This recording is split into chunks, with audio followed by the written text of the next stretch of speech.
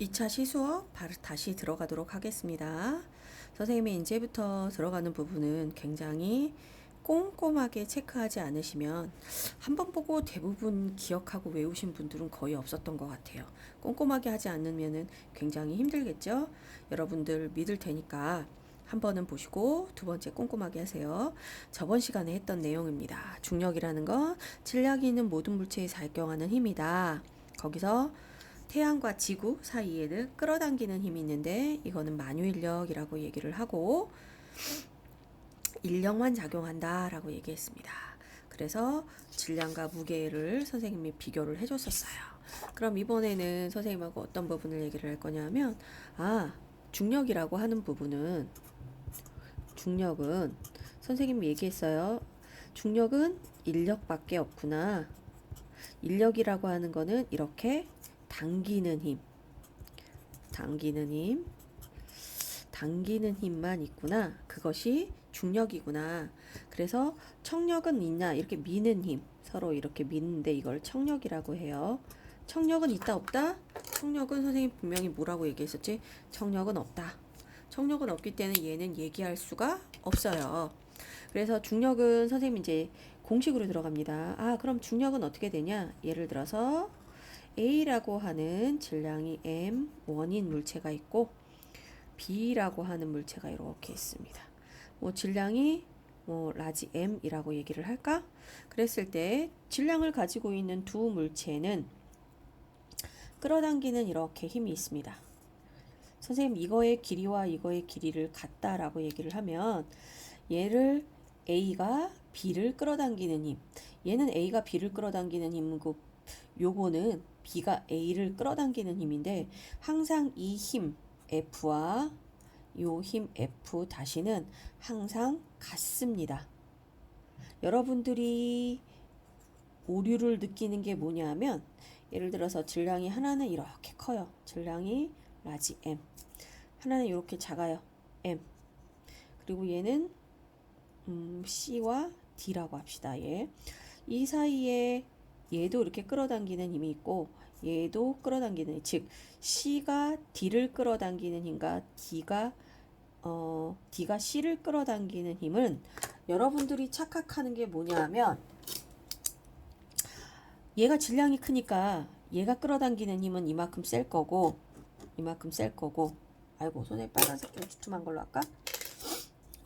C가 질량이 큰 M이 끌어당기는 힘은 이만큼 될 거고 질량이 작은 스몰 m이니까 요 D가 끌어당기는 애는 요만큼 될 거라고 착각을 해요. 그런데 항상 물어보면 대부분 다 그렇게 대답해. 선생님, 얘하고 여기서 끌어당기는 이 질량이 큰 애가 끌어당기는 힘이 훨씬 크지 않아요? 라고 이렇게 물어보는데 굉장히 잘못된 거야. 이것도 틀린 거, 이것도 틀린 거. 두 물체 사이에 작용하는 힘 F는 여기서 선생님이 그림 이렇게 그렸는데 이 크기는 항상 어떻다? 같다. 즉 C가 D를 끌어당기는 힘과 D가 C를 끌어당기는 힘 이 크기는 얘를 F 다시 선생님 위에 여기 그림 그려졌는데 이거는 질량이 같으니까 헷갈릴 일이 없어요. 그렇지만 얘는 질량이 달라. 그럼 헷갈려. 이 F 다시는 C가 D를 끌어당기는 힘, F는 D가 C를 끌어당기는. 그렇지만 이렇게 크기가 다른 게 아니라 얘는 같다라는 거를 알고 계셔야 됩니다. 이게 여러분들이 많이 실수하는 것들입니다. 두 물체 사이에서 질량이 다를 경우에도 끌어당기는 힘, 즉 중력은 항상 같다라는 거를 알고 계셔야 돼요. 요게 저번 시간에 그 얘기를 하려다가 말았던 내용이고요. 오늘은 물체가 이렇게 떨어져요. 이제 수평면상에 이렇게 지면입니다. 지면의 물체를 이렇게 떨어뜨리고 그리고 지면의 물체를 여기 지면이라고 할까? 이렇게 물체를 이렇게 던졌어. 하나는 수평으로 던지면 얘는 어떻게 되죠?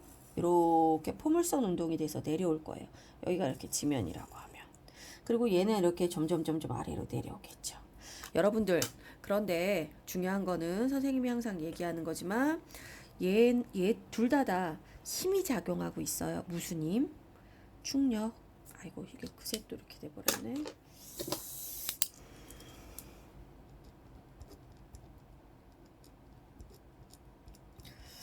중력이 작용하고 있습니다. 얘가 A고 얘를 B라고 했을 때 A, B 둘 다 중력은 뭐다? 결국 힘이 작용한다. 즉 A도 힘이 작용하고 B도 힘이 작용해요. 여러분. 그러면 여러분들은 뭐를 알아야 되냐 하면 우리가 등, 가, 속도 공식에 대해서 오늘 공부를 할 겁니다. 그런데 이거를 알려면 뭐를 알아야 되냐 하면 중학교 때 배웠던 등, 속도에 대한 개념을 배울 거예요. 이제 첫 번째 들어갑니다. 여기서부터 여러분들 굉장히 어려워지니까 집중하셔야 합니다. 개념 정리를 해드릴 겁니다. 첫 번째 설명만 들으십시오. 선생님이 지금 속도라고 얘기를 했는데 이것을 알기 위해서는 우리가 속력을 알아야 됩니다. 속도를 알아야 됩니다. 선생님 그러면 속력과 속도가 도대체 왜 다르게 부르지요? 라고 얘기하겠죠. 속력은 예를 들어서 A라고 하는 지역이 있고 B라고 하는 지역이 있는데 A는 이 사람이 쭉 이렇게 직선으로 가요. 그런데 어떤 사람은 이렇게 돌아서 가겠지. 이게 뭐 예를 들면 스몰 A 코스, 이게 스몰 B 코스라고 합시다. 아이고 잘 안 보이네. 미안합니다. 이렇게 코스가 있다. 그러면 이 학생이 A라고 하는 코스와 B라고 하는 스몰 B라고 하는 코스로 A에서 B 지역을 갈 때 이 물체의 실제 이동거리는 A와 B를 비교했을 때 누가 더 커요? A를 비교했을 때 B가 더 커요. 맞습니까? 그래서 이거를 갖다가 실제 이동거리, 그냥 이동거리라고 하셔도 괜찮습니다. 그런데 이것을 변이라는 말을 쓸 거예요. 변이에는 뭐가 들어가냐면 여기 지금 선생님 개념 잘 기억하셔야 됩니다. 1번, 2번. 실제 이동거리라고 얘기를 했고 변이라고 했는데 변이 속에는 뭐가 들어가 있냐면 거리를 다른 말로 우리 문제집에는 크기라고 되어 있습니다. 플러스 방향이 같이 포함되어 있습니다. 방향이 같이 포함되어 있습니다. 그래서 우리가 위쪽에서 얘기했던 얘는 당연히 실제 간 거리니까 실제 간 거리는 얘가 필요한데 변이는 크기하고 방향이 포함돼. 여기 거리는 이동 거리를 얘기하는 거 맞아요. 그래서 보통 변이는 뭐를 얘기를 하냐면 두 지점의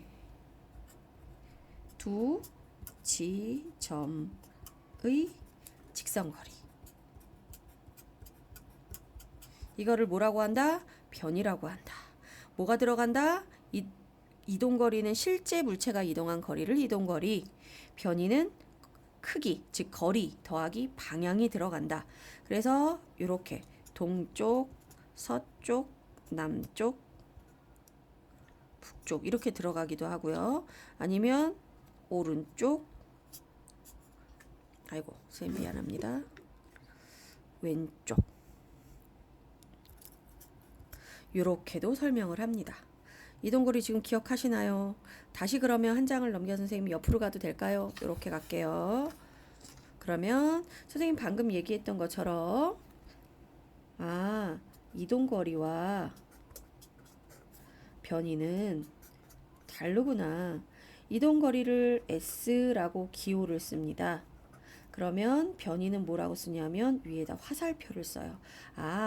얘는 크기만 들어가 있는 값이고 얘는 크기 더하기 방향이 들어가 있구나. 선생님 예를 들어서 A, B, C라고 합니다. 이 위치에 어떤 친구가 간지 선생님이 이게 똑같은 데를 갔는데 모양을 좀 니네들 알아보기 위해서 이렇게 표시할게요.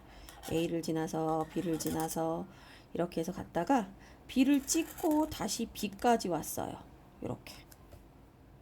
그럴 경우에 도대체 그러면 얘는 이동거리는 얼마일까요? 이동거리.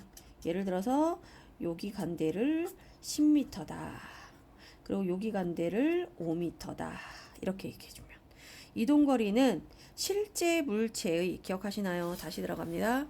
물체의 실제라는 말을 써줬어. 요거 포인트야. 이걸 사용하지 않지만 이동거리 앞에는 항상 이게 들어간다 라고 머릿속에 꼭꼭 기억하시면 돼요. 그러면 다시 들어갑니다. 지금 여기서 선생님이 얘기한 것처럼 이 실제 이동거리라고 했으니까 얘가 A에서 B까지 10m, 아이고 10m 더하기 C에서 다시 B로 갔어. 5m. 그럼 얘가 이동한 거리는 총 15m. 이게 이동거리가 돼. 이해하셔야 돼요. 그렇지만 변이는 선생님 변이 기억하십니까? 두 지점의 직선거리는 어떻게 돼요? 여기에서 이렇게 간 거지요. 여기가 처음 시작점, 마지막 점. 항상 처음 시작점, 마지막 점을 기억하시면 돼요. 그러면 여기서부터 여기까지니까 실제로 얘가 간 거리는 5m밖에 안 되겠네요. 어이, 이동거리와 변이가 다릅니다. 으쓰자스까나. 그래서 방향이 굉장히 중요해요. 방향이 굉장히 중요하다는 거. 요거를 알면은 그 다음에 뭐가 들어가냐면 선생님이 방금 얘기했던 속도와 속력과 속도에 대해서 들어가면 됩니다. 그러면 속력은 뭐를 속력이라고 하면 시간분에 물론 여기 앞에다 삼각형을 씁니다. 요거는 어떻게 읽으냐면요. 델타라고 읽고요. 델타라고 읽고 사이 간격을 얘기해요. 사이 간격, 델타 t, 델타 시간. 앞으로 우리는 계속 이렇게 타임, t를 사용할 거예요. 과학은 약속이에요. 변하지 않아요. 계속 이거대로 계속 사용할 거예요. 외우세요, 이 부분은. 왜? 과학자들이 임의로 계속 사용할 거라서 여러분들이 맘대로 나는 시간을 세크로 할 거야 할 수 없어. 이미 과학자들이 이미 다 그렇게 약속해 버렸으니까. 그리고 속력은 시간분의 여기가 이동거리 되겠죠. 그럼 이걸 공식으로 하면 델타 t분의 델타 s. 요게 바로 속력이에요. 속력은 참고로 어떻게 쓰냐면 v 씁니다. velocity라고 읽습니다. 그리고 v라고 써요. 그래서 요거를 갖다가 우리가 알고 있는 속력. 요건 속력입니다. 방향이 들어가요, 안 들어가요? 들어가지 않는 속력입니다. 그럼 여기서 속도는 어떻게 되냐? 속도는 델타 t분의 똑같아요. 여기가 뭐가 들어가냐면 델타 변이값이 들어갑니다. 즉 뭐가 들어간다? 방향이 들어간다. 그럼 방향이 들어가니까 어떻게 들어가? 델타 t분의 델타 s인데 방향을 들어간다면 위에다 화살표를 하나를 집어넣습니다. 하나를 집어넣어요. 그래서 당연히 그럼 V도 어떻게 될까? 당연히 V도 위에다가 이렇게 화살표를 하나를 집어넣어요. 그럼 얘하고 다른 점은 뭐냐 하면 얘는 위에 화살표가 없어 이동거리만을 얘기를 하는 거고요. 여기 밑에는 속도라고 얘기를 해서 위에다 크기와 방향, 즉 변이값이 들어갑니다. 여러분들이 그러면 여기서부터 여기까지 했던 거 선생님하고 같이 한번 들어가 봅시다. 여기서부터 여기까지 예를 들어서 5초 걸렸다고 합시다. A에서 B까지 또 B에서 C까지 5초, 여기서 여기까지 5초 이렇게 걸렸다고 합시다. 그럼 우리가 속력과 속도를 알아야 돼요. 총 걸린 시간, 그러니까 얘가 걸린 시간은 총 이동거리 어떻게 돼? 그러면 요거는 여기서의 속력입니다. 요거 보이나요? 여기서 아이고 잠깐 봅시다. 여기서의 속력 V는 총 걸린 시간분의 5초 총 15초 분의 그럼 여기서부터 여기까지 실제의 이동거리. 이게 실제. 선생님은 빼놨지만 항상 머릿속에 기억하십시오. 실제. 아유씨 한글이 틀렸네요. 일단은 그러면 총 15m. 얘는 얼마? 1m/s가 되겠죠. 그 다음에 얘는 변이값이라고 해서 위에다 화살표를 그리고 총 걸린 시간 15초. 똑같습니다. 하지만 물체가 처음과 끝의 직선 거리 몇 미터? 5미터. 실제 간 거리. 그럼 얘는 얼마? 0. 대략 뭐 예를 들어 515는 535. 사실은 0. 대략 뭐 3333. 33은 9. 뭐 33 미터 per sec 이렇게 되겠죠. 약간 뭐 반올림이 안 되겠지만 약분이 정확하게 안 되네요. 어쨌든 그래서 선생님이 얘기하고 싶은 거는 실제의 속력과 속도 값은 이렇게 다를 수 있다라는 거 항상 기억해 두고요. 단위로 들어갑니다. 속력과 속도의 단위는 V와 V-의 단위는 같아요. 똑같이 단위는 어떻게 사용하냐면 이동거리, 변이 다 뭐 사용하여? 미터를 사용합니다. 그 다음에 시간은 당연히 세크 이렇게 사용하죠. S 미안합니다. 그래서 이렇게 쓰면 분수식으로 쓰면 너무 못생겼어. 그래서 어떻게 써야 돼? 당연히 이쁘게 써야 되겠지. 그래서 어떻게? 슬러시를 사용해요. 이렇게 미터 퍼 세크를 사용합니다. 이렇게까지. 그래서 요거는 단위, 이건 단위만 같은 거지 실제로 얘는 같지 않습니다. 우리 과학에서는 똑같이 사용하지 않아요. 됐습니까? 그래서 오늘은 여기 속력과 속도에 대한 개념까지만 들어가고 한번 다시 복습할까요? 등속도에 대한 개념은 선생님이 다음 시간에 하면서 등가속도 공식까지 다음 시간에 다시 설명할 겁니다. 속력은 우리 한번 기억하는지 여러분들이 먼저 써볼까요? 기다리고 있을게요. 선생님이 잠깐 물 마시면서.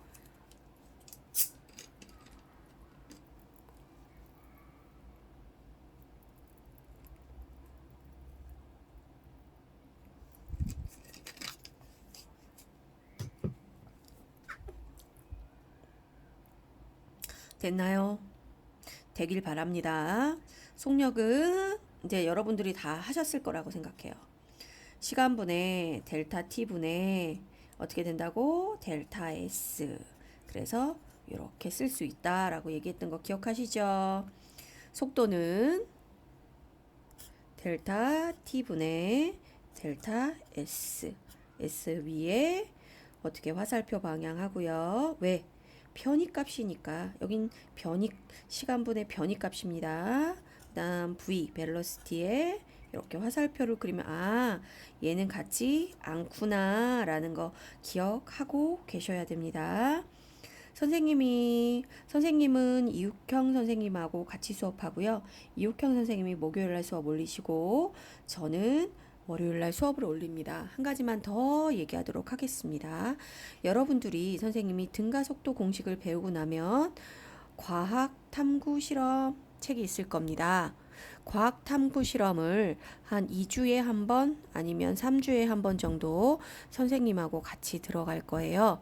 왜냐하면 과학 탐구 실험은 10학년 과정에서 굉장히 중요하게 잘 나와 있고요. 선생님들 혹시 몰라서 선생님이 가지고 왔어요. 과학 탐구 시험 보입니까? 이렇게 선생님이 조금